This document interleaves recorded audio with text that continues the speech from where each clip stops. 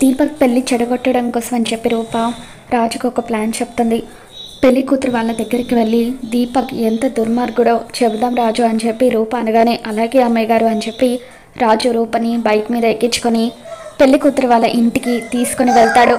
ఇక గుమ్మం దగ్గర రూపారాజు ఇద్దరు కూడా నిలబడి ఇంట్లోకి తొంగి చూస్తూ ఉంటారు. అప్పుడు పెళ్లి కూతురు తల్లి పెళ్లి కూతురు కోసం కొన్ని నగలు చేయిస్తుంది.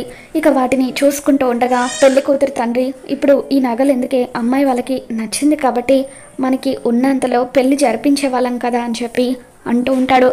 ఇవి అసలైన నగలు కాదండి, గిల్టు నగలు అని చెప్పి ఆవిడ అంటూ ఉంటుంది.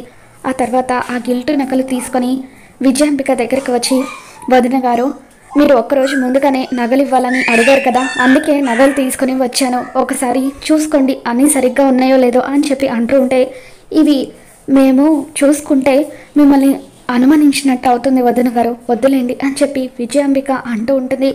ఇక దాంతో రూప, అత్తయ్య ఇప్పుడు వాళ్ళు ఇచ్చింది కూడా గిల్టు నగలు అని చెప్పి రూప పెళ్లి కూతురు వాళ్ళు చేసే మోసం గురించి విజయాంబిక వాళ్ళ ముందు బయట పెడుతూ ఉంటే విజయాంబిక దీపక్ ఇద్దరు ఒక్కసారిగా షాక్ అవుతారు. మరి రాబోతున్న ఎపిసోడ్లో ఏం జరగబోతుందో మళ్ళీ మన ఛానల్లో తెలుసుకుందాం. ఈ వీడియో మీకు నచ్చినట్లయితే లైక్ చేయండి.